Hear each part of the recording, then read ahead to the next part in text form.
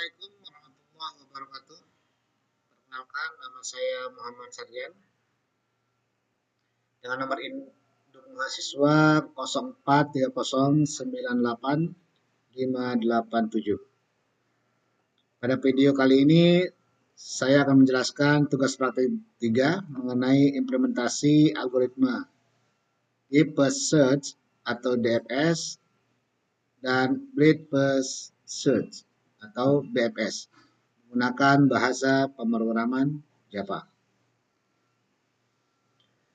Oke, sebelum masuk ke program, saya akan mencoba menjelaskan terlebih dahulu struktur graf yang digunakan.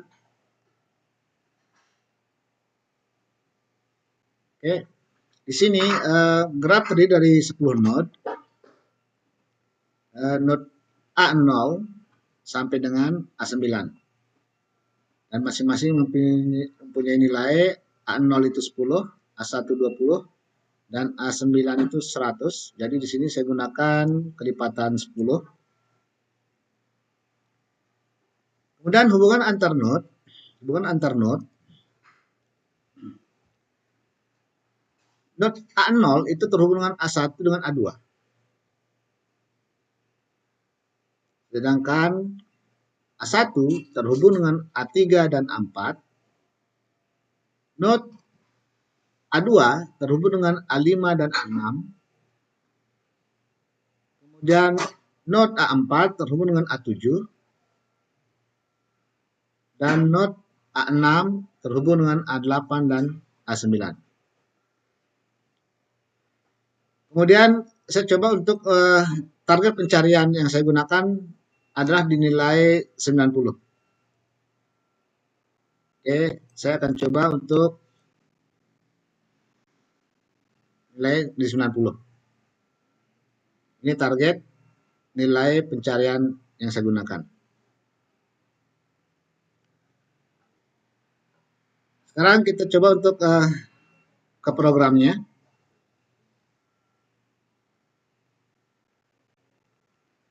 Kita menuju ke pertama, yaitu adalah yang DFS,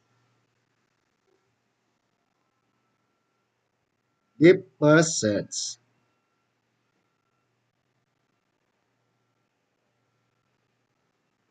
DFS merupakan algoritma pencarian yang bekerja dengan cara menelusuri satu cabang sampai ke dalam node. Kemudian kembali ke node sebelumnya. Apabila sudah tidak ada lagi cabang, maka dia akan menuju atau menelusuri cabang yang lain atau node level yang baru.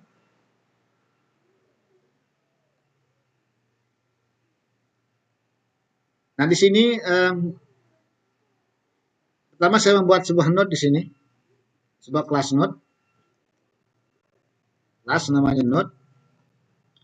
Ya, kelas ini digunakan untuk mempresentasikan setiap node dalam graf. Kemudian di dalam kelas terdapat 3 atribut, yaitu nama, nilai, tetangga, yang masing-masing adalah bos string, integer, dan list. Variabel nama digunakan untuk menyimpan nama node. Variabel nilai untuk menyimpan data yang ada pada node. Jadi masing-masing node itu datanya berapa. Sedangkan tetangga digunakan untuk menyimpan daftar node yang terhubung. Kemudian saya membuat konstruktor untuk menginisialisasi node. Di sini ada node string sama integer nilai. Jadi konstruktor ini dijadikan dia akan menjalankan ketika objek node dibuat. Dan di sini ada sebuah variabel. Ini ada sebuah variabel namanya visited. Sebuah visited, ya. Ini variabel ini digunakan untuk menyimpan node yang sudah dikunjungi. sehingga tidak terjadi pengulangan pencarian. Jadi jika seandainya node itu sudah dikunjungi, maka dia akan tersimpan di datanya di variabel ini. Jadi dia tidak akan terjadi pengulangan untuk pencarian node yang sudah dikunjungi. Nah, kemudian inilah fungsi utama dari DFS.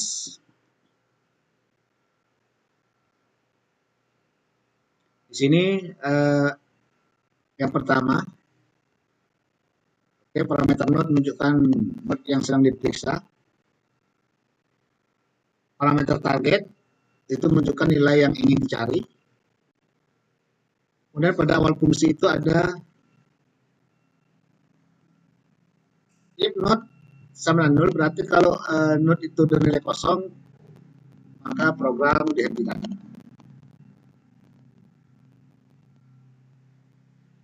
Jadi fungsi langsung berhenti kalau node itu kosong. Kemudian program menampilkan node yang sedang dikunjungi. Ini sengaja kita buat. Ini kita buat untuk mengetahui urutan mana yang dikunjungi. Jadi setiap pada pengunjungan itu akan tercetak di sini, akan tertampil.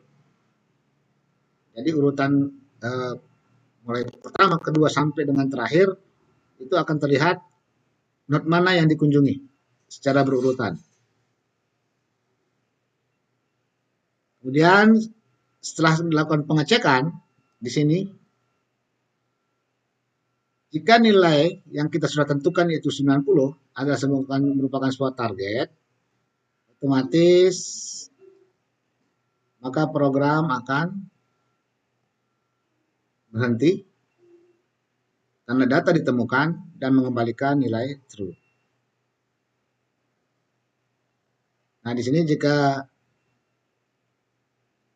tidak ditemukan, kalau jika tidak ditemukan, maka node tersebut dimasukkan ke dalam variabel visita tadi. Jadi kalau dia masuk ke node, dia tidak data ditemukan, maka node itu akan dimasukkan ke variabel visita. Oke. Jadi tujuannya itu adalah agar node yang sama tidak dikunjungi kembali. Nah, kemudian di sini ada sebuah perulangan. Dengan ini akan memeriksa semua node yang terhubung. Jadi apabila node tersebut tidak pernah dikunjungi, maka DFS akan dipanggil kembali secara rekursif.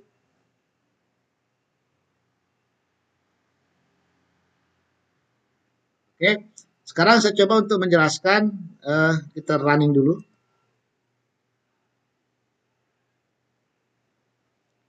Nah, di sini terlihat hasilnya. Ada hasil printout yang mengatakan mengunjungi A0 yang isinya 10. Terlihat di sini urutannya A0, A1, A3. Karena ini DFS, jadi dia mencari sesuatu dengan sesuai hubungan. Kita lihat di sini.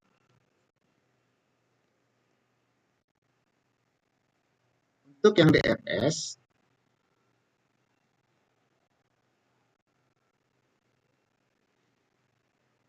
pertama akan polosnya akan mulai jelas. Pertama itu mencari di A0. Sedangkan target kita adalah 90.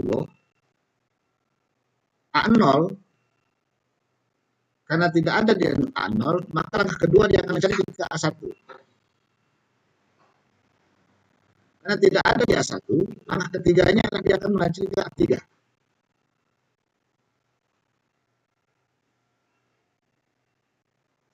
Jika di A3 tidak ketemu, dia akan pindah ke A4.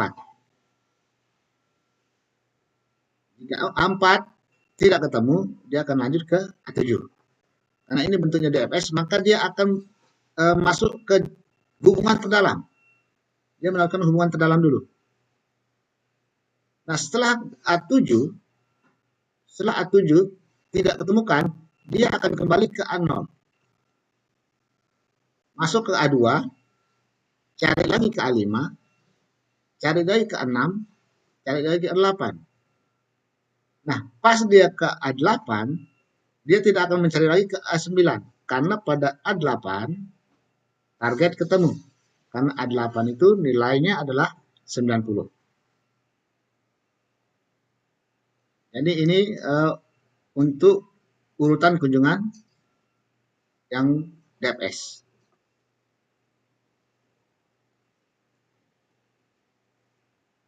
Jadi penjelasan tentang program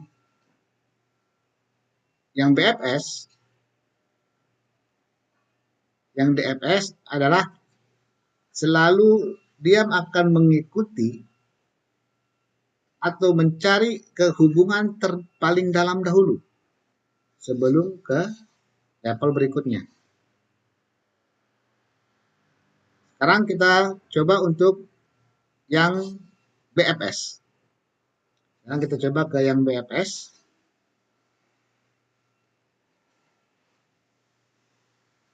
Saya coba untuk running aja langsung. Nah, di BFS kita lihat di sini. Urutan pengunjungannya sepertinya urut secara urut. Terlihat terurut. Kenapa bisa berurut begini? Karena BFS itu berbeda dengan DFS. BFS melakukan pencarian berdasarkan level.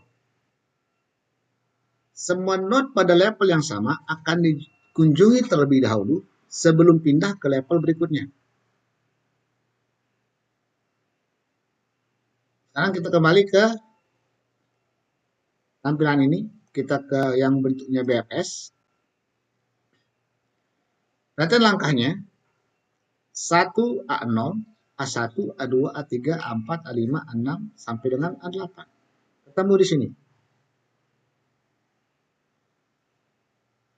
Karena BFS adalah melakukan atau mengunjungi level yang sama dulu, baru level ke bawahnya. Level itu adalah yang setara. Contohnya seperti ini. A1 dan A2 itu levelnya sama. Jadi dia mencari ke A0 dulu, masuk ke A1, dia langsung ke A2 yang levelnya sama. Setelah itu baru ke A3. A3 masuk ke A4, masuk ke A5. Kenapa bukan ke sini? Karena ini adalah levelnya sama. Kalau A7 levelnya di bawahnya. Nanti A4, A5, A6. Baru ke A7, ke A8. A8, karena A8 nilainya 90, maka A8 ketemu. Jadi cuma 9 angka.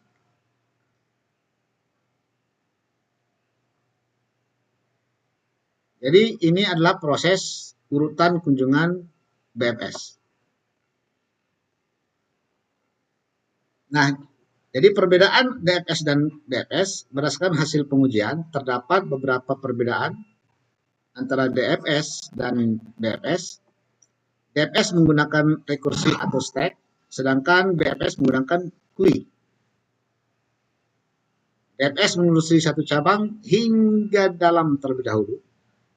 Nah, DFS mengunjungi yang paling dalam dulu. Sedangkan BFS mengunjungi yang selevel dulu, baru level berikutnya. Jadi kesimpulannya, dari program yang telah dibuat, dapat disimpulkan bahwa algoritma DFS dan BFS dapat digunakan untuk melakukan pencarian pada graf. DFS bekerja dengan menelusuri cabang secara mendalam terlebih dahulu, sedangkan BFS bekerja dengan menelusuri graf berdasarkan levelnya. Jadi pada pengujian yang dilakukan, kedua algoritma berhasil menemukan target pencarian,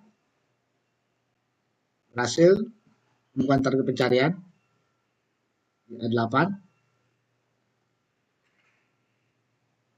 di BFS juga berhasil pada A8.